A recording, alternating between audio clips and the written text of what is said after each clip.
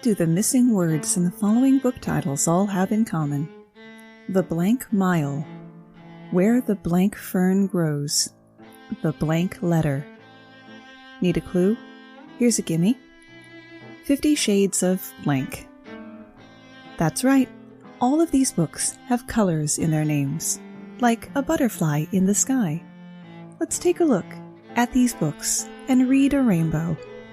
My name's Moxie, and this is your Brain on Facts. Let's kick off the show with the most widely circulated colorful book, The Yellow Pages. You don't hear "I'm in the book" anymore, and our fingers don't do the walking as much as they do the swiping these days. Considering that there have probably been more phone books printed than any other publication in the history of the world, this represents a large cultural shift in a relatively short amount of time. The first phone directory was created in 1878 on a single piece of cardboard with 50 listings, and it didn't have any numbers. It only listed the names of the businesses that had a telephone, since human operators connected all the calls, and the average person still needed to be taught to use their newfangled telephone. A directory of 248 listings was created in Britain in 1880.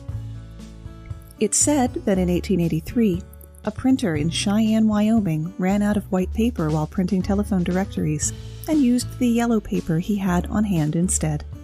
For whatever reason, the practice stuck.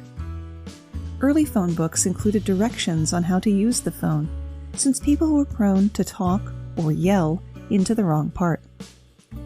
The telephone also taught us to greet people with hello. The word hello existed in English for hundreds of years, but it was used in an exclamatory sense like, "Hello, what have we here?" Originally, Alexander Graham Bell wanted people to say ahoy. That's probably why the non-specifically ancient Mr. Burns on The Simpsons answers his telephone with ahoy hoy. For an item that was once absolutely ubiquitous, it's surprisingly hard to find early examples. There was no compelling reason for people to hold on to one from year to year, and phone companies used to pick up last year's when they brought the new one.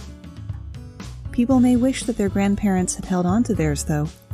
One of the earliest phone books sold at Christie's auction house for $170,000. Interestingly, whereas big companies usually patent, trademark, and copyright every little thing they create, AT&T didn't apply for intellectual property protection for the phrase Yellow Pages or the original Walking Fingers logo, which was created by a New England artist in 1962. This means that other publishers can use those freely. In many countries, including Canada, the UK, and Australia, Yellow Pages, or the local translation thereof, is a registered trademark, though the owner varies from country to country, usually the main national telephone company. Speaking of intellectual property rights, in 1991, the Supreme Court declared that directory listings cannot be copyrighted because the mere accumulation of information requires no creative expression. Apart from the obvious color and the fact that one is business and the other is people, an important distinction between the Yellow Pages and the White Pages is that the Telecommunications Act of 1996 allows for anyone who wants to publish Yellow Pages, but only the phone company can print White Pages. So in some areas, you could get half a dozen different Yellow Pages every year. The Yellow Pages is still a multi-billion-dollar-a-year industry, which is why people are still interested in printing them. Over 500 million directories are printed in the United States each year, 1.5 per person, assuming just over 300 million people living in the country. The average Yellow Pages book weighs about 3.5 pounds. Multiply all that together, and you get about 2 billion pounds of paper. It takes 24 fully developed trees to make 1 ton of paper. So you're looking at 23 million trees each year being cut down just to make Yellow Pages. Many publishers have recycling programs, but almost none have an effective opt-out, or better yet, opt-in program. Though the physical books are falling out of use, the Yellow Pages are still profitable thanks to a shift to online advertising, so they're not going away anytime soon. Personally, the only people I know who use a phone book and don't also have an AARP card, are Sideshow Strongmen. Phone books are surprisingly easy to tear in half if you fan the pages out a little bit first. The Pokey Little Puppy, The Ugly Duckling, Scruffy the Tugboat don't have colors in their names, but they're all golden. These beloved titles were part of a line called Little Golden Books, created in 1942 through a partnership between Simon & Schuster, the Artists and Writers Guild, and Western Printing and Lithographics Company. In the early 1940s, children's books cost the equivalent of $30, a price far too steep for many people. But George Duplay, who led the Artists and Writers Guild at the time, wanted to make reading more accessible. He set out to develop lavishly illustrated, sturdy children's books that would be affordable to most families with young children. The group decided to publish 12 titles for simultaneous release in what was to be called the Little Golden Books series. Each book would have 42 pages, 28 printed in 2 colors and 14 printed in 4 colors. The group originally discussed a 50-cent price point for the books, but they didn't want to compete with other 50-cent books that were already on the market. The group calculated that if the print run for each title was 50,000 copies instead of the 25,000 copies they originally imagined, the books could affordably be sold for 25 cents each, roughly equivalent to the price they are now. The first Little Golden Books published were The Three Little Kittens, The Little Red Hen, and The Alphabet from A to Z. Early Little Golden Books editors spent time working with educators and psychologists to determine what children cared about and which storylines would appeal to them. The books reflected a shift in thinking about how, where, and what children should read, according to the Smithsonian National Museum of American History, which hosted an exhibit about the Little Golden Books in 2013. When the Little Golden Books were launched, they changed publishing history, according to Penguin Random House, which publishes the books now. For the first time, children's books were high quality and low price. They were available to almost all children, not just a privileged few. The books were designed to be sold in places where children and families already shopped, such as department stores and drugstores. A small town may not have its own bookstore, but it would have a 5 and dime. Consumer recognition was also an objective of the book's easily identifiable design. With very few exceptions, there were no author or illustrator credits on the covers, so the image drew one's full attention. Children's literature historian Leonard Marcus reports in his book Golden Legacy. And there was, of course, the distinctive gold binding, and a trim size designed to feel comfortable in a child's hand. Little Golden Books was an early example of branding in children's books, and it was done very well. 5 months after they launched, the publisher had printed 1.5 million copies. The books were so successful, Simon & Schuster spun it off into a new division called Sandpiper Press, which George Duplay was in charge of. Of the dozen titles that debuted in 1942, only Jeanette Sebring Lowry's The Pokey Little Puppy was an original story. The rest were classic tales and nursery rhymes, easily recognizable for parents. The Pokey Little Puppy is an all-time classic, selling more than 15 million copies worldwide in dozens of languages. It's not only the best-selling Little Golden Book, it's the best-selling children's hardcover book of all time. My personal favorite Little Golden Book was The Monster at the End of This Book, starring Grover from Sesame Street. If I ever break down and start doing a video aspect to the podcast, you'll notice a Super Grover plush supervising my desk. Over 1,400 titles have been published, including tie-ins with pop culture like Star Wars and Barbie, and even Bible stories. The price of the Little Golden Books has risen with inflation. 29 cents in 1962, 59 cents in 1977, 99 cents in 1986, and so on. They currently sell for $3 to $5 depending on where you shop. That's the price new, of course. There's also a lucrative market for first editions and other rare versions. A 1942 version of Mother Goose with the original dust jacket can be yours from a specialty bookseller for the low, low price of $1,375. What was your favorite little golden book? Share this episode on social media and let us know. You probably don't even have to go to a different app. Try swiping up on your listening screen. Most podcast listening apps have a share function, and it's a great way to help the show. One color in particular gets a trifecta of books on today's list, from a censorship manual to a life-saving travel guide to a dictator's manifesto. These are a few of the green books, which we'll take in chronological order, beginning with a book that opens, "There will be a day, sometime in the near future, when this guide will not have to be published. That is when we as a race will have equal opportunities and privileges in the United States. It will be a great day for us to suspend this publication, for then we can go wherever we please, and without embarrassment." This was the Negro Motorist Green Book, a travel guide first published in 1936. It provided listings of hotels, guest houses, service stations, drugstores, bars, barbershops, and restaurants that would serve and be safe for African American travelers. The Green Book focused on segregationist strongholds like Alabama and Mississippi, but its coverage extended from California to Connecticut, any place where its reader might face prejudice or danger because of their race. With Jim Crow still looming over much of the country, a motto on the guide's cover also doubled as a warning.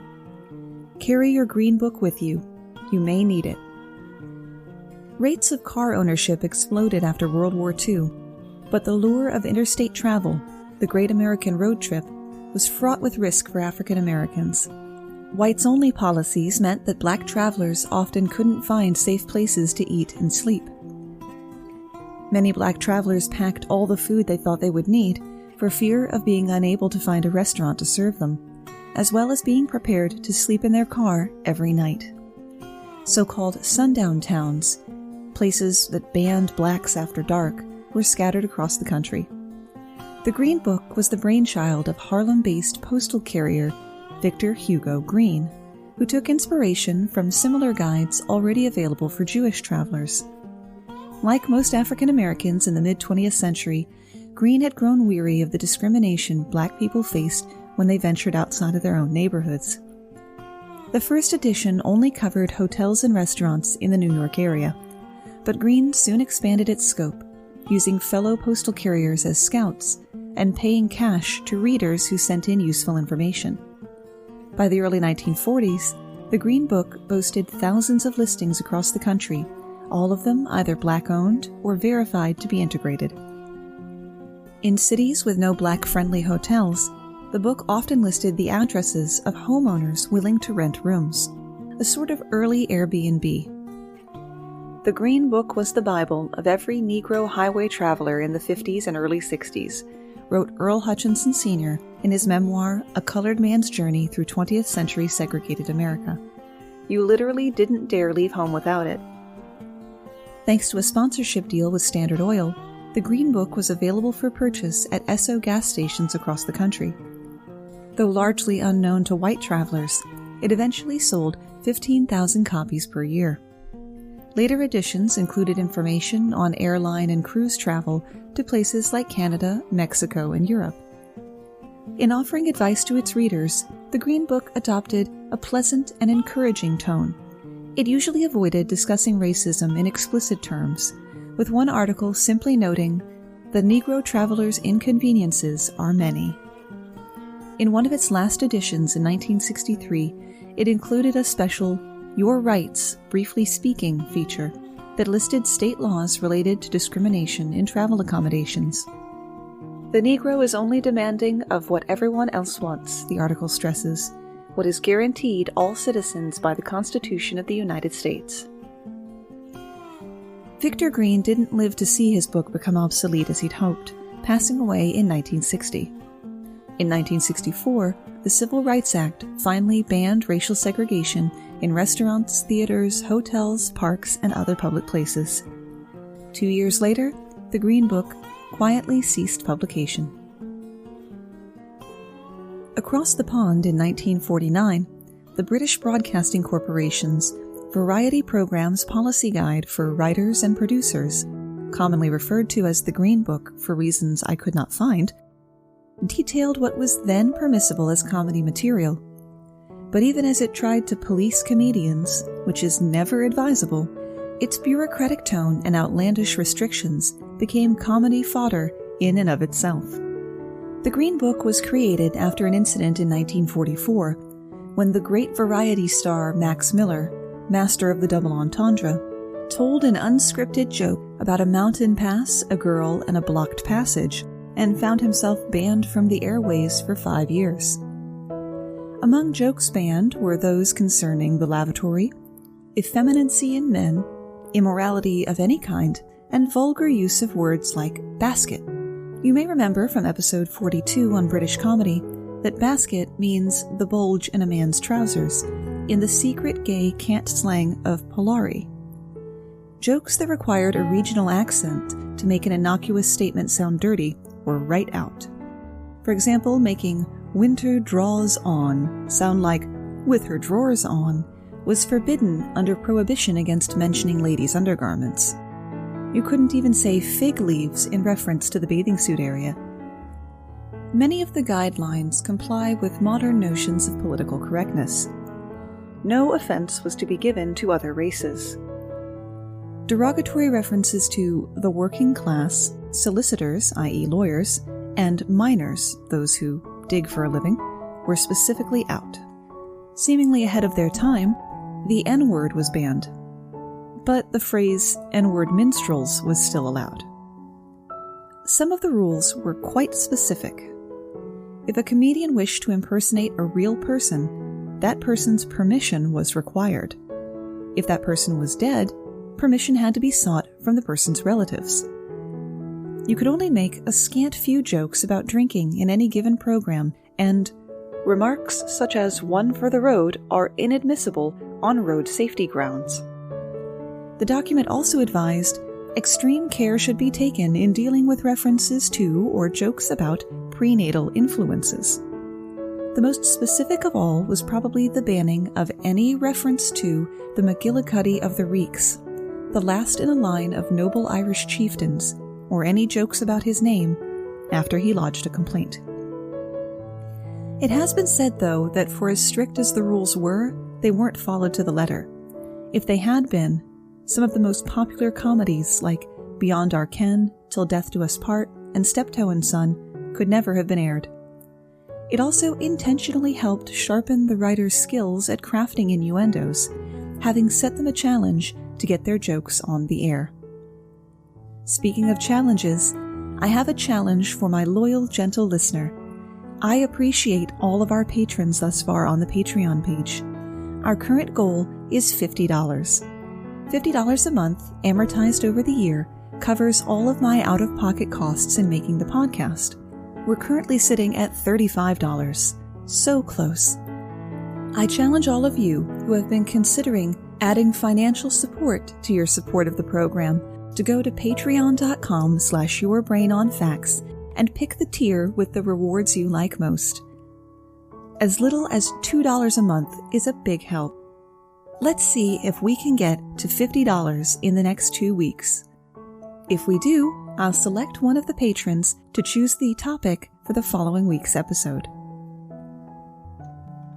Less amusing than even the worst British comedy, and I say this knowing full well that someone thought it would be a good idea to make a sitcom about Hitler and his Jewish neighbors called Heil Honey I'm Home, was the Green Book of Libyan dictator Muammar Gaddafi. First published in 1975, 6 years after Gaddafi seized power in the September 1st revolution, the book, actually entitled El Kitab al-Akhdar, was intended to be read by all people. This was not a suggestion. Some scholars have compared the Green Book's political and economic ideology to Rousseau, Mao, and Marx. There are precious few external sources cited, though, not even religious texts. Most analyses of the Green Book emphasize Gaddafi's many tangents and his penchant for stating the obvious, like his proclamation that woman is a female and man is a male, says New York Times reporter Mohammed Bazi. While not really representing a coherent worldview, the Green Book does have its own peculiar logic. A mixture of utopian socialism, Arab nationalism, and Third World revolutionary ideology that was in vogue at the time it was written, in a tone and style similar to classic Arabic literature. On the subject of gender, Gaddafi said that a man is aggressive by nature and a woman, quote, is tender. A woman weeps easily and is easily frightened, which makes his retinue of 40 virgin female bodyguards seem odd, as well as his decision to arm the women of Tripoli and send them on military training exercises when the civil war escalated. The Green Book was actually 2 volumes. In the first, The Solution of the Problem of Democracy, Gaddafi promised to rescue the world from the failures of Western democracy and communism. His third universal theory would usher in an era of mass democracy in which people would rule themselves directly without elections, political parties, or parliamentary representation. That sounds nice until you remember many of the people protesting his government were shot. The second volume offered The Solutions of the Economic Problem, a jumble of quasi-socialist ideals and capitalist notions. In some parts, Gaddafi appeared to be a class-conscious guru type. There are no wage workers in the socialist society, only partners. Where in other sections he exalted property ownership.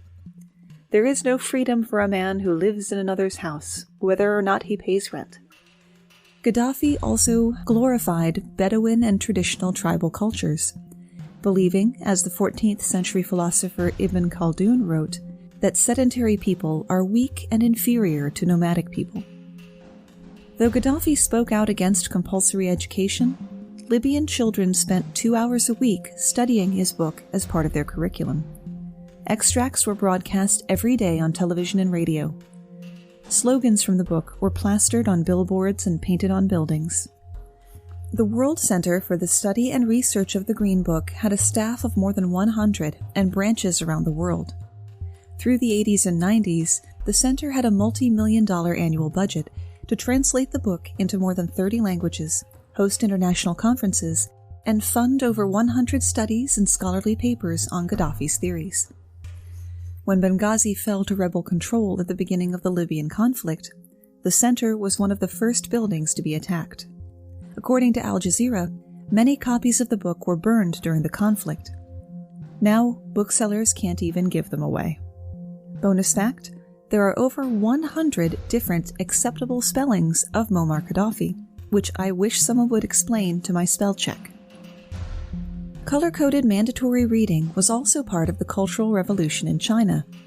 The Little Red Book, or to give it its full title, Quotations from Chairman Mao Zedong, carried 267 aphorisms from the Communist Chinese leader, covering subjects such as class struggle, correcting mistaken ideas, and the mass line, a key tenet of Mao Zedong thought.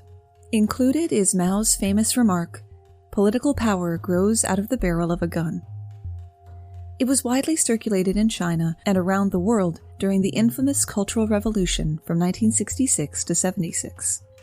Originally produced in 1964 by the People's Liberation Army, it soon became a key feature of the chairman's cult of personality. The Ministry of Culture aimed to distribute a copy to every Chinese citizen, and hundreds of new printing houses were built in order to achieve this. By the time the Chinese Communist Party finally ordered a halt to the printing of the book in February of 1979, 1 billion official copies had been printed. Some estimates put the total as high as 5 billion copies worldwide, making it one of the most popular publications of the 20th century. The book was the brainchild of Lin Biao, a decorated general of the Chinese People's Liberation Army. He was Mao's right-hand man for about a year. People didn't last long in that job before dying or mysteriously disappearing.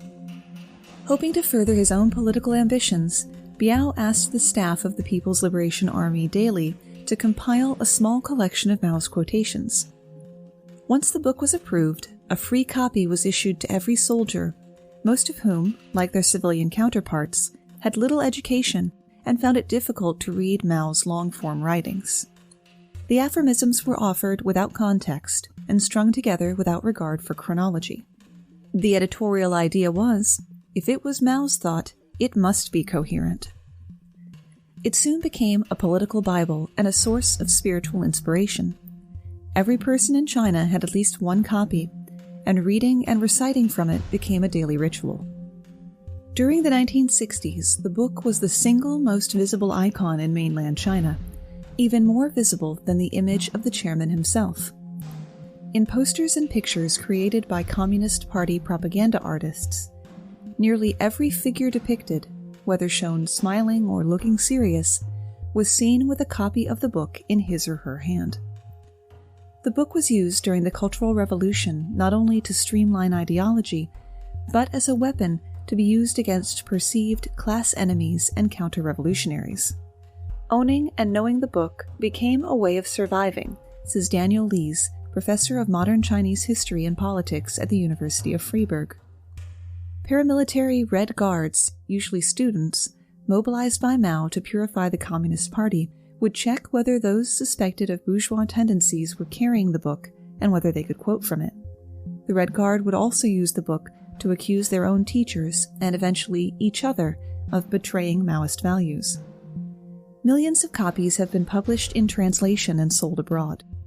It was taken up by Western groups like the Black Panthers, and was copied and passed around in Warsaw Pact nations, where the USSR's split from China ensured it would be banned.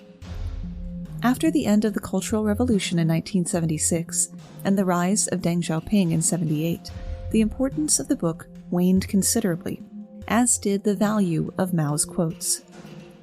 Today in China, the book Quotations from Chairman Mao Zedong is mostly a piece of nostalgia, available for purchase at tourist destinations. Various editions are popular with collectors, and rare and unusual printings command high prices. There was even a spike in sales in the UK in 2015 after a member of Parliament used it as a prop in a speech. For this segue, I wanted to reference web series come Netflix show Red vs. Blue, but I wasn't sure how many people would get it.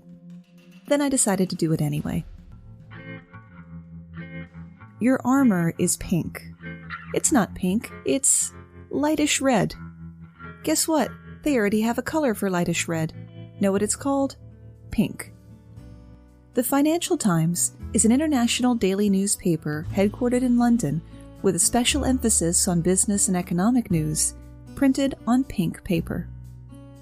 The Financial Times was launched as the London Financial Guide in January 1888, describing itself as the friend of the honest financier, the bona fide investor, the respectable broker, the genuine director, and the legitimate speculator.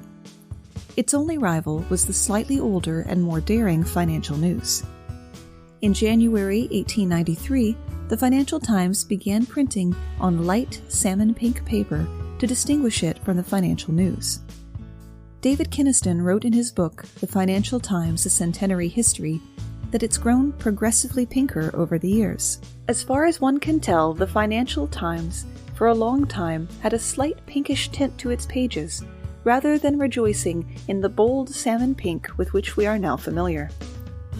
But color experts politely disagree about what the actual color is. Latrice Eisman, executive director of the Pantone Color Institute, said the Financial Times is actually bisque.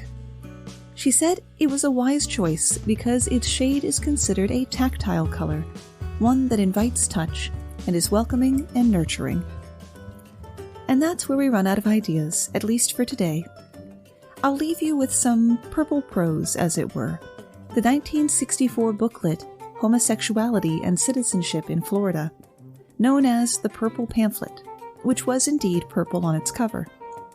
It was published by a Florida Legislative Investigation Committee, right after they fired nearly 40 professors and deans from Florida universities and revoked the licenses of over 70 public school teachers for being suspected homosexuals. This so-called cautionary guide, which was intended for every individual concerned with the moral climate of the state, came complete with photos of gay men in flagrante delicto, making it as ironically homoerotic as a thing can be. Thanks for spending part of your day with me. And thanks for putting up with the roughness in my voice lately. Old Moxie, turns out, has intrinsic cough variant asthma, which is even less fun than it sounds.